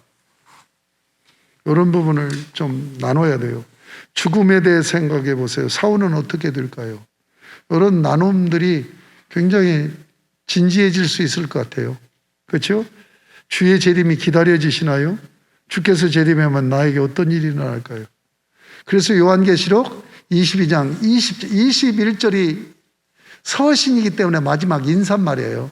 20절로 끝나요. 20절이 뭐예요? 주 예수여 오시옵소서. 여러분 신앙이 주님이 오실까 봐 겁납니까? 오시기를 기다립니까? 그거 지금 나누라는 얘기예요. 응? 주님이 지금 오신다면 나는 어떻게 해? 이런 마음인가? 아니면 주님이 빨리 오셨으면 좋겠습니다 하는 마음인가? 요거 나누라고요. 주께서 상속하시는 가장 아름다운 하늘 맨션은 어떤 곳일까요? 이거 숙제 내줬잖아요. 한번 그림으로 그려보라고까지 얘기했죠. 자, 3번. 가장 아름다운 하늘 맨션을 상속받을 하나님의 자녀로서 오늘 어떻게 살아야 할까요? 1번. 날마다 영적 전투 현장에서 살아가고 있음을 어떻게 실감하십니까? 내가 신앙생활 잘 하면 영적 전투에 대해서 실감을 해요. 신앙생활 잘못하면 마귀가 신앙생활 잘못하는데 뭐더러 건들겠어? 실컷 놀아라, 실컷 타락해라 그러지. 신앙생활 잘하려고 하면 그냥 놔두지를 않는다니까. 주께서 주신 지상명령을 어떻게 따르고 있습니까? 전도하고 있냐고요. 주께서 주신 문화명령을 어떻게, 지금 2번, 3번이 뭡니까? 복음 전파해야 주님이 오신다는 거고, 하나님 나라 백성의 삶의 방식으로 회복돼야 주님이 오신다. 그거 제가 얘기했죠? 그렇죠? 여기서 마지막으로 하나, 여기 70쪽에 그 큰 2번, 반가로 2번. 주의 재림으로 이루어질 천국을 소망하며 종말론적인 삶을 살고 있습니까? 하는 거예요. 우리의 삶은 어떤 삶이어야 되냐? 종말론적 삶이어야 돼요. 종말론적인 삶이 뭐냐? 지금 주님이 오신다면. 지금 주님이 오신다면. 나는 어떤 모습으로 주님을 맞이할까? 하는 것은, 왜냐하면 주님이 지금 오실 수도 있는 거라는 이 영적인 긴장감입니다.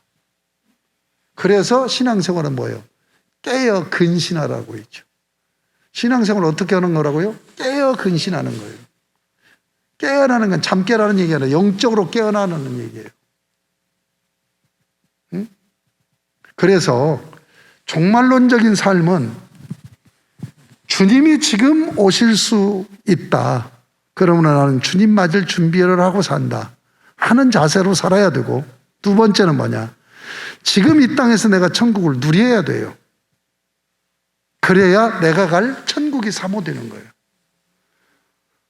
이 땅에서 천국을 누리지 않고 세상이 좋다고 세상에 빠져 살면 천국 가기가 싫다니까.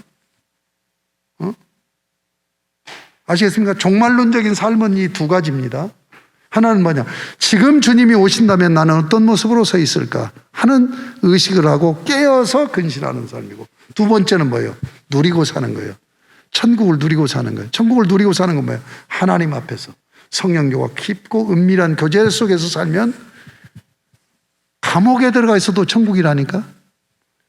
장소나 시간을 초월해서 내가 누리고 사는 거예요. 그것을 맛봐야 내가 상속받을 주님이 재림하여서 이루어질 그 나라는 얼마나 좋을까 하는 기대를 하게 된단 말이에요. 이 종말론적인 삶을 사시면서 복음 증거하는, 그리고 사랑으로 하나님 섬기고 이웃을 섬기는 삶을 살아가야 될 줄로 믿습니다. 기도합니다. 하나님 아버지 감사합니다.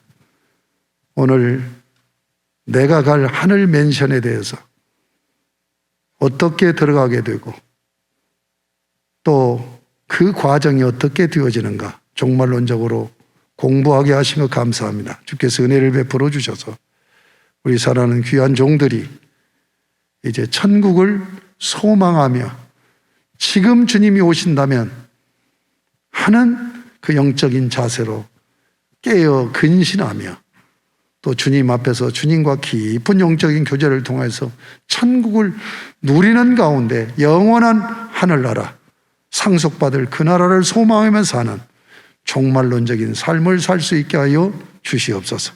복음을 증거하게 하시고 또 사랑으로 섬김의 삶의 방식으로 사는 삶의 훈련이 부지런히 이루어질 수 있도록 은혜를 베풀어 주셔서 사명 감당하고 성숙함에 이를 수 있도록 은혜를 베풀어 주옵소서. 이번 학기 동안에 자녀의 권세를 누리라는 성경 공부를, 제자훈련식 성경 공부를 함께 하고 나눴습니다. 아버지 하나님께서 은혜를 베풀어 주셔서 계속해서 이 모임이 멈추지 않고 또 서로 울타리가 되어지고 세워주고 격려하고 위로해주고 버텨주고 지켜주고 그런 우리 사랑하는 교우들의 영적인 터전이 되게 하여 주시옵소서. 예수님의 이름으로 기도드립니다. 아멘.